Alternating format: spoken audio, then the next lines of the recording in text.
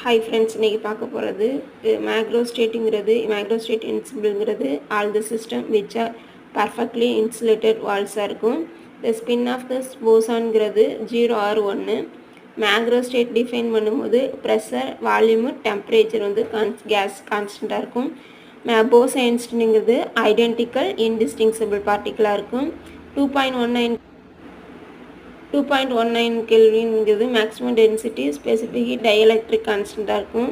Electron degeneracy ஃபேக்டருங்கிறது Q=2. Canonical என்சிபிள்ங்கிறது